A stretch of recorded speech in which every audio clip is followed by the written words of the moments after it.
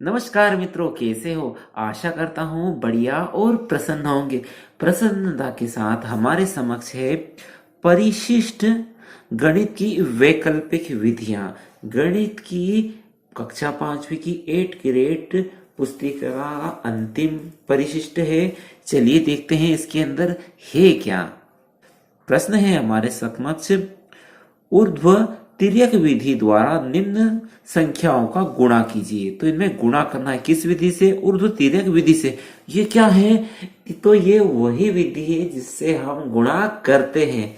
ठीक है, चलिए 43 में हम 62 का गुणा करते हैं। तो 62 के तो पहाड़े आते नहीं, तो क्या करें? 2 का तो आता है, चलिए 2 से ही हम हल कर सकते हैं। 6 और 2 का तो आना ही चाहिए। गुणा जोड़ घटाव हमेशा हम दाहिने हिस्से से यानी इधर से करते हैं। ठीक है, तो 2 का पहाड़ा कितनी बार बोले? 3 बार। 2 तिया 6।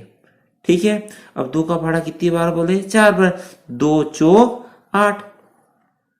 अब हम दूसरे अंक का गुणा कर रहे हैं, तो पहले के नीचे तो या तो 0 लिखो या गुणे का निशान लगा दो। कहने का मतलब कुछ भी यहां लिखना नहीं है। अब 6 का पहाड़ा कितनी बार? 3 बार। 6 3 18। 18 के इकाई का अंक आएगा 8, हासिल का 1। ठीक है, 6 चौक 24। 24 और 1 25। ठीक है, हमारे समझ दो अंक संख्या है। अब इनको मिला लीजिए यानी जोड़ लीजिए। 6 और कुछ नहीं, 6 के 6। 8 और 8 16। 16 का 6, हासिल का 1। 5 और हासिल का 1, 6 और 2। तो क्या प्राप्त हुआ हमें? 2666। ठीक है, ब वाला प्रश्न क्या है? इसमें 23 में 21 का गुणा करना है, तो कर दीजिए। 1 का गुणा हम पूरे में करेंगे, तो देखिए 1 का गुणा किसी में भी करो, संख्याओं में कोई परिवर्तन नहीं होता। 1 तिया 3 और 1 दूना 2, हुआ क्या कोई परिवर्तन? 23 के 23 आए। दूसरे अंक का गुणा करें तो यहाँ गुणे का निशान। 2 तिया 6 और 2 दूनी 4, तो क्या प्राप्त हुआ? 3, 6 और 2 8 और ये 4 के 4। क्या हल हुआ? 483 उत्तर प्राप्त हुआ। ठीक है, ये था हमारा ऊर्ध्व तिर्यक विधि द्वारा गुणा करना। प्रश्न है, ऊर्ध्व तिर्यक विधि द्वारा गुणा कीजिए। यानी 342 में 31 का गुणा करना है। 342 में हम 31 का गुणा करते हैं। ठीक है, ऊर्ध्व तिर्यक विधि से। 1 का गुणा 2 में करेंगे। 1 का गुणा किसी में भी करो, संख्या में कोई परिवर्तन नहीं आएगा। यानी ये इसी की ऐसी पूरी संख्या प्राप्त हो। यानी 1 दूना 2, 1 चौक 4, 1 तिया 3। ठीक है, अब 3 का गुणा करेंगे तो इकाई के पहले स्थान पर हम गुणे का निशान लगा देते हैं, या तो 0 भी लगा सकते हैं हम। फिर 3 दूनी 6, 3 चौक 12, 12 के 2, हासिल का 1। 3 तिया 9 और 1, हासिल का 10। अब इनको मिलाकर लिख दीजिए। 2 6 और 4 10, 10 की 0, हासिल का 1। 3 2 5, 5 और 1, हासिल का अपना 6 और ये 0 और ये 1। क्या प्राप्त हुआ? हमारा हल प्राप्त हुआ दहाई, सैकड़ा, हजार, 10,000, यानी 10,602। कब? जब हमने 342 में 31 का गुणा किया। ठीक है, प्रश्न है, ऊर्ध्व तिर्यक विधि द्वारा गुणा करना है। किसमें गुणा करना है? 549 में गुणा करना है 432 का। ठीक है, 3 अंकों का गुणा करना है, तो कर दीजिए। तो 2 का हम पूरी संख्या में गुणा करेंगे, तो 2 नम 18, 18 के 8, हासिल का 1। 2 चौक 8, 8 और 1, हासिल का 9। 2 पंज 10 का अंत में 10। ठीक है, अब दूसरे अंक का गुणा करेंगे तो यहाँ पर आएगा गुणे का निशान। 3 नम 27, 27 के 7, हासिल के 2। 3 चौक 12, 12 और हासिल के 2, 14, 14 के 4, हासिल का 1। 3 पंज 15, 15 और हासिल का 1, 16। अब तीसरे अंक का गुणा करेंगे तो 2 बार गुणे का निशान आएगा। ठीक है, 4 नम 36, 36 का 6, हासिल का 3। 4 चौक 16, 16 और 3 19, 19 का 9 हासिल का 1, 4 5 20, 20 और 1 हासिल का 21। अब इनको जोड़ दीजिए आप, ये प्राप्त होगा 8। ठीक है। अक्सर हमेशा गलतियां कैसे होती है, अंकों के इकाई के अंकों को इकाई की सीध में, दहाई के अंकों को दहाई की सीध में लिखेंगे तो जोड़ने में हमें तकलीफ, वो गलती होने की संभावना कम रहेगी। 9 और 7 16, 16 के 6 हासिल का 1, 0 और 4 4, 4 और 6 10, 10 और 1 11, 11 का 1 हासिल का 1, 9, 9 और 6 15, 15 और 1 16 और 1 17, 17 के 7 हासिल का 1, 1 और 1 2 हासिल का 3 और ये 2। तो क्या प्राप्त हुआ,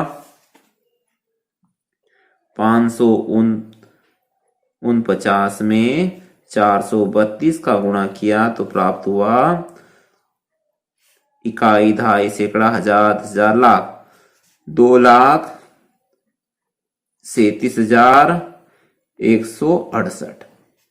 ठीक है।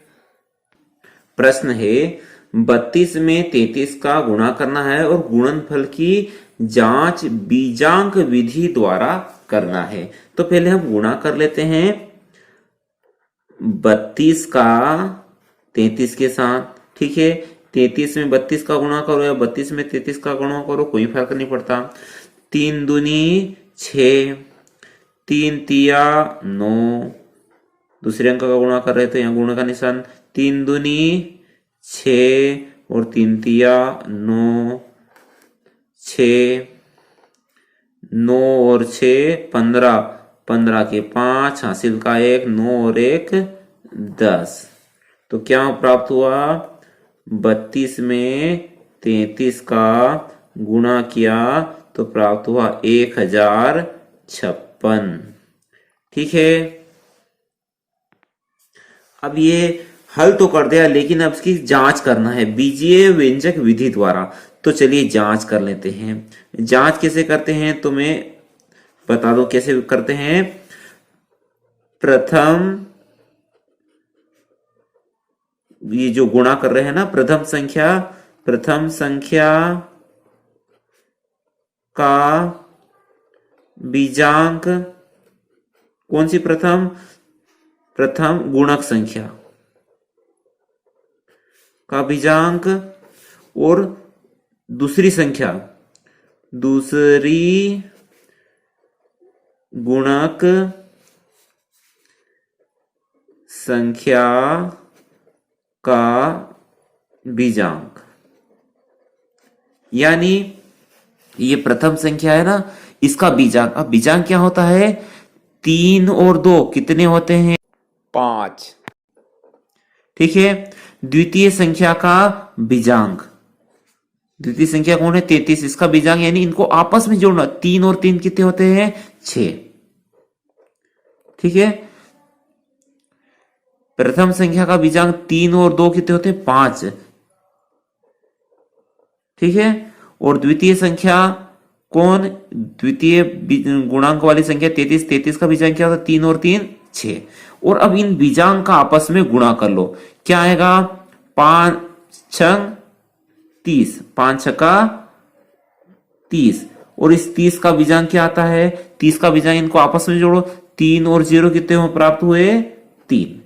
ठीक है। अब यह 3 किसके बराबर होना चाहिए, उत्तर का बीजांक उसके बराबर होना चाहिए। अब उत्तर क्या प्राप्त हुआ, ये 1056, इसका बीजांक निकाले। देखिए 1 और 0 1, 1 में 5 जोड़े तो 6, और 6 कितने होते हैं, 12, और 12 का बीजांक भी निकालेंगे तो 2 और 1 कितने हुए, 3। ये प्राप्त हो गया हमें 3, दोनों के बीजांक बराबर है ना। इसको लिखेंगे कैसे, तो ऐसे,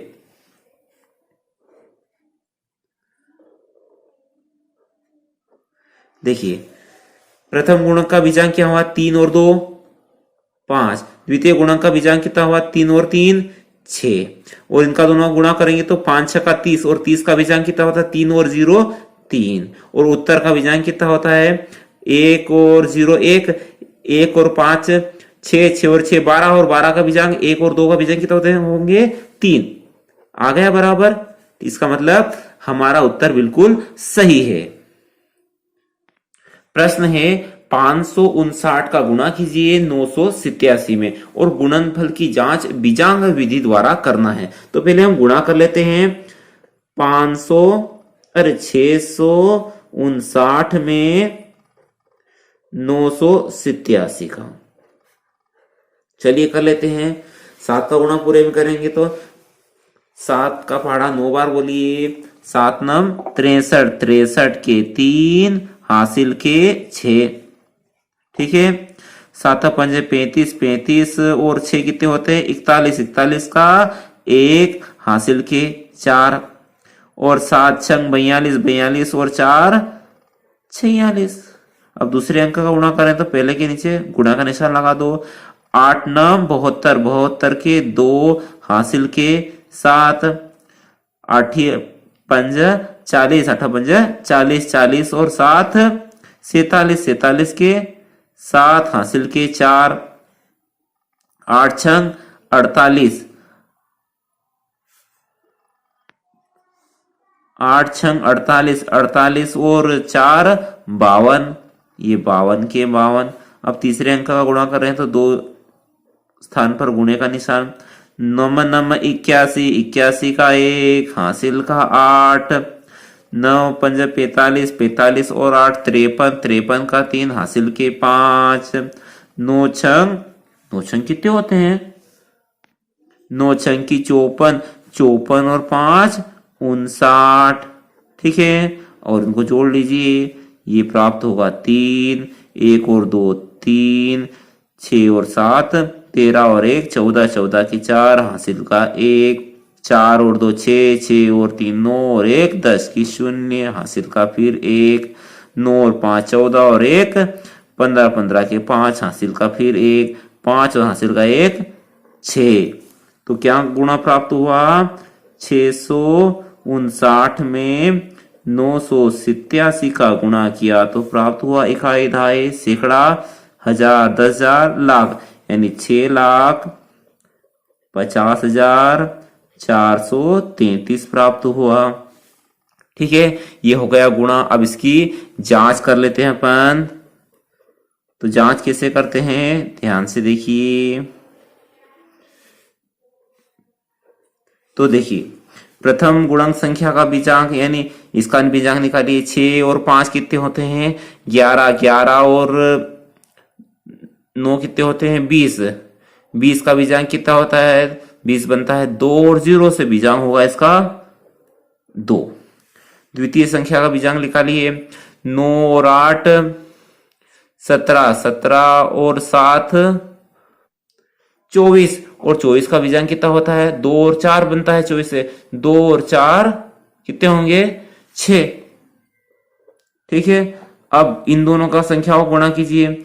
6 दूनी 12, 12 ये 12, 12 का बीजांक क्या होगा 2 और 1 3। ठीक है।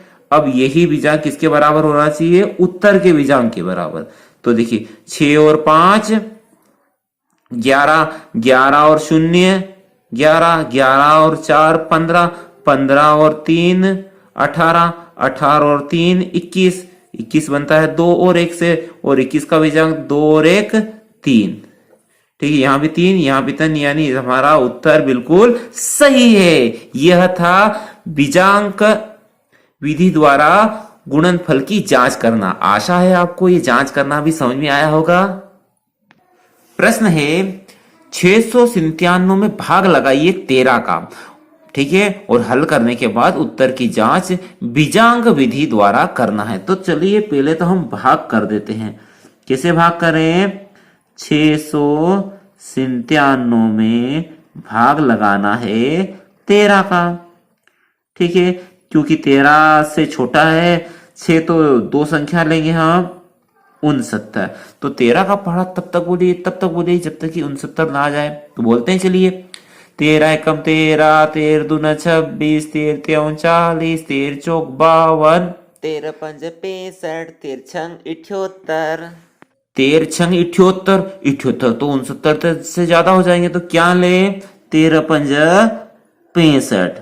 ठीक है, कितनी बार में 65 आया? 5 बार में। और अब घटा दीजिए, 9 में से 5 गए, 4 बचे, 6 में से 6 गया, कुछ भी नहीं बचा। अब ऊपर से उतारे हमने 7, तो कितने हो गए? 47 हो गए। तो फिर से 13 का पढ़ा बोलिए।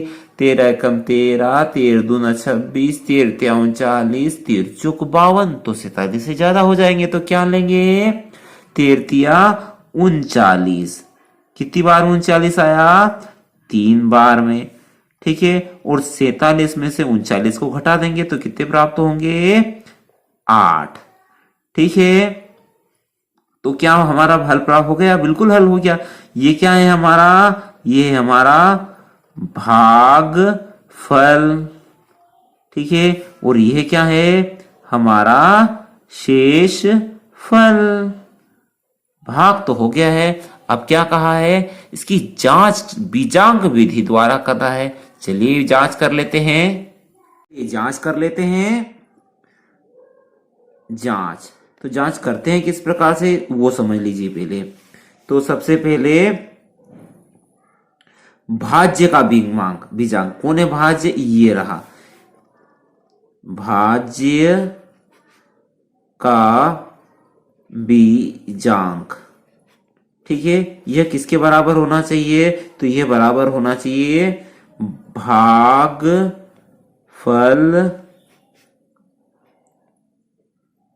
का बीजांक। ठीक है, उसका गुणा होगा किसमें? भाजक का बीजांक, और इसमें जुड़ जाएगा कौन? शेषफल। ठीक है, कैसे करेंगे तो समझ में आ जाएगा। तो भाज्य का बीजांक, भाज्य कौन है? 697, तो इसका बीजांक निकालना, यानी इसको आपस में जोड़ दीजिए। 9 और 6 होते हैं 15, और 15 और 7 22, और 22 किससे बनता है? 2 और 2 से, तो 2 और 2 यानी कितने होंगे? 2 धन 2 4 हो जाएंगे।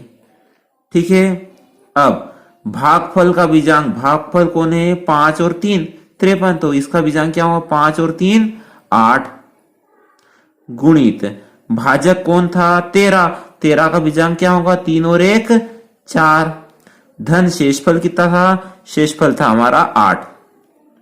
ठीक है, 8 और 4 8 चौक 32, और 32 और 8 कितने हो जाएंगे? 40। ठीक है, और 40 का बीजांक क्या होगा? 4 और 0, इनको आपस में जोड़ेंगे, क्या प्राप्त होगा? 4, और इधर कौन था? 4, यानी ये हमारा उत्तर बिल्कुल सही हुआ। यानी भाज्य का बीजांक इन सब के बीजांक के बराबर है, यानी हमने किया हुआ सवाल बिल्कुल सही किया है। आशा है आपको भाग करना और भाग का बीजीय विधि द्वारा उत्तर की जांच करना भी सीख गए होंगे। प्रश्न है 2395 को 23 से भाग दीजिए और उत्तर की जांच कीजिए। तो पहले हम भाग करके देख लेते हैं। 2395 में किसका भाग लगाएंगे हम? 23 का। तो 2 से तो छोटा अंक है, तो हम 2 अंक लेंगे। कौन? 23। तो 23 का पढ़ा तब तक बोल दीजिए जब तक कि 23 ना आ जाए। तो 23 एकम 23, कितनी बार में 23 आया? 1 बार में। और 23 में से 23 गया तो कुछ भी शेष नहीं बचा, ऊपर से उतारे हमने 9। ठीक है, और 23 में से यदि 9 में भाग लगाए तो जाएगा नहीं।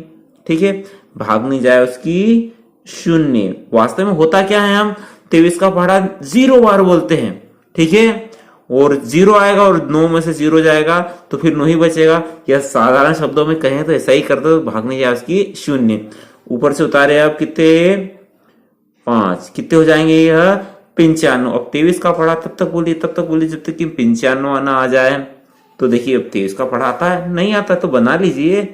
23 एकम 23, 23 दूना 2 तिया 6 और 2 दूनी 4, 23 दूना 46, 23 तिया, 3 तिया 9 और 3 दूनी 6।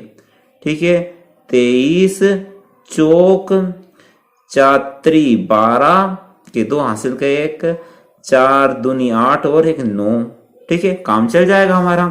तो 23 का पढ़ा 4 बार बोलेंगे तो कितने आएंगे 52, और 5 बार बोलेंगे तो इससे ज्यादा हो जाएंगे, तो लेने की जरूरत नहीं है। तो कितने आएंगे 52, कितनी बार 52 आएंगे 4 बार में, और 95 में से 92 गए तो कितने बचेंगे 3।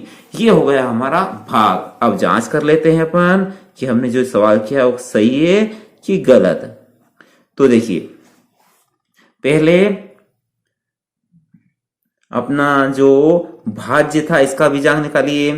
तो 2 और 3 कितने होते हैं 5, 5 और 9 14, 14 और 5 19, 19 बनता है 1 और 9 से, 1 और 9 कितना 1 और 9, और 1 और 9 का बीजांक कितना होगा 9 और 1 10, और 10 का बीजांक कितना होता है 10 का बीजांक रहेगा 0 और 1, तो आपका बीजांक इसका प्राप्त होगा 1।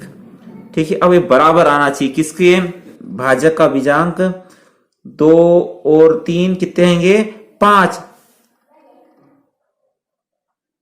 ठीक है, और भागफल का बीजांक 4 और 1 5, धन शेषफल। ठीक है, 5 और 5 55, 25 धन 3, 25 में 3 जोड़े तो कितने प्राप्त होंगे 25, 26, 27, 28, और 28 का बीजांक 8 और 1 10, और 10 का बीजांक क्या रहेगा 0 और 1 1 ही प्राप्त होगा, और हमारा भाज्य का बीजांक कितना था 1, यानी 1 बराबर 1। बिल्कुल हमारा किया गया सवाल बिल्कुल सत्य है। जांच कैसे करते हैं पुनः बता देता हूं। अपने भाज्य का बीजांक निकालिए। ठीक है, निकाल दिया, कितना आया 1।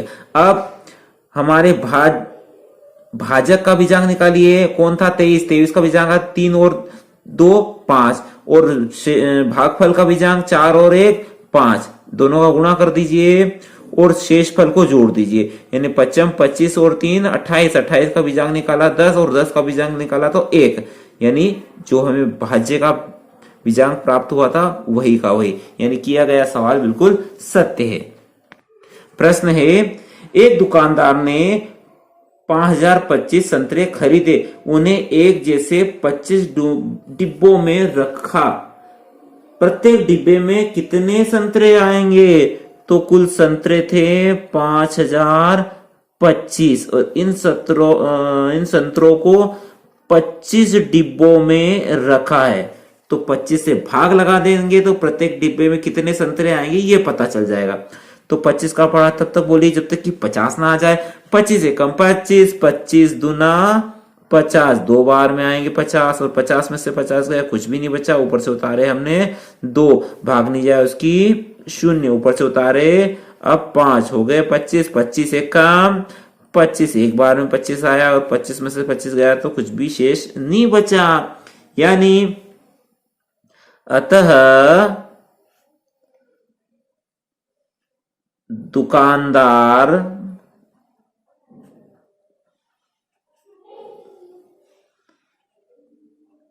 अपने संतरों को 25 डिब्बों में रखेगा। ठीक, ये तो डिब्बों की संख्या आ गई, परंतु पूछा था क्या था, प्रत्येक डिब्बे में कितने संतरे होंगे? तो प्रत्येक डिब्बे में कितने संतरे हैं? 201। प्रत्येक डिब्बों में 201 संतरे होंगे। ठीक है, प्रत्येक डिब्बों में 201 संतरे होंगे, और डिब्बों की संख्या कितनी है? 25 है। आशा है प्रश्न आपको समझ में आया होगा। प्रश्न है, एक दुकानदार के पास 4589 किलोग्राम आलू है, उन्हें 27 बोरों में बराबर बराबर रखता है, प्रत्येक बोरे में रखे आलू का वजन और शेष आलू का वजन ज्ञात करना है। यानी 4589 को भाग लगा दीजिए 27 से। ठीक है, 27 एकम 27, पहाड़ा नहीं आता, बना लीजिए। 27 एकम 27, 27 दूना नहीं पता, 2 सती 14, 14 के 4 हासिल का 1, 2 दूनी 4 और 1 5, यानी 27 दूना 54, 27 तिया यानी 3 सतो 21 का 1 हासिल के 2, 3 दूनी 6 और 2 8। ठीक है, चलो काम चल जाएगा इससे ही अपना। 27 एकम 27, 27 दूना 54 हो जाएंगे, जो कि 45 से ज्यादा रहेंगे। तो क्या ले 27 एकम 27 एक बार में। ठीक है, 45 में से 27 घटा दीजिए तो 5 में से 7 नहीं जाए तो इससे उधार लेंगे तो यहाँ हो जाएंगे 3, यहाँ हो जाएंगे 15 और 15 में से 7 गए तो 8 बच्चे, 3 में से 2 गया, 1 बच्चा, ऊपर से उतारे कितने हमने 8। कितना हो गया बेटा ये 188। अब क्या करें, 27 का पढ़ा तब तक बोलो जब तक कि 188 नहीं आते। तो आकलन कीजिए कितनी बार पढ़ा बोलेंगे 188 का। मेरे अनुमान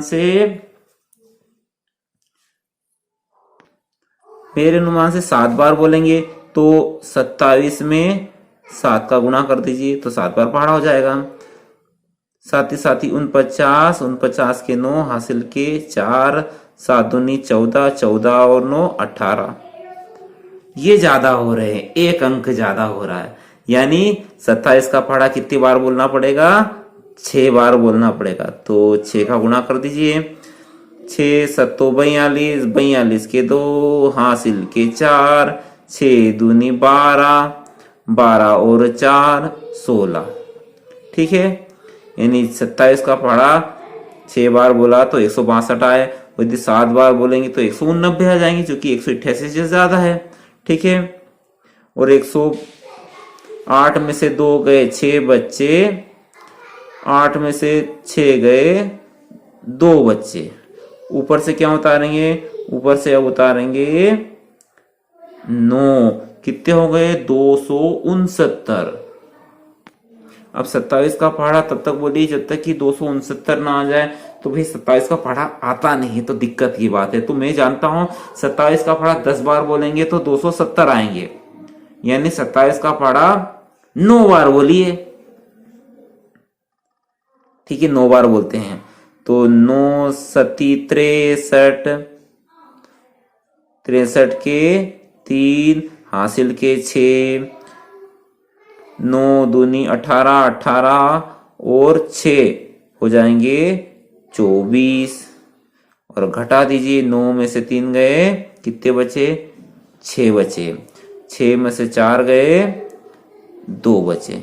कितना आया हमारा शेषफल 26।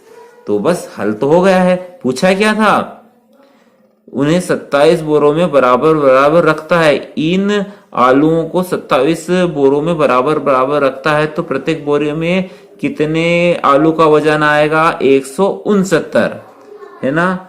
अतः प्रत्येक बोरों में 169 किलोग्राम आलू समाएंगे और 26 किलोग्राम आलू शेष रहेंगे, जो किसी भी बोरों में रखे नहीं जाएंगे। ठीक है, दिक्कत क्या थी, दिक्कत यह था कि 27 का पहाड़ा हमें आता नहीं था, तो उसके कुछ जुगाड़ करके हमने प्रयास किया हल करने का और सवाल हमारा हल भी हो गया। ठीक है, आशा है सभी प्रश्न आपको समझ में आए होंगे। वीडियो अच्छा लगा हो तो लाइक कर दिया करें और चैनल पर नए हो तो सब्सक्राइब भी कर दें। अगले वीडियो तक जय हिंद, जय भारत, वंदे मातरम।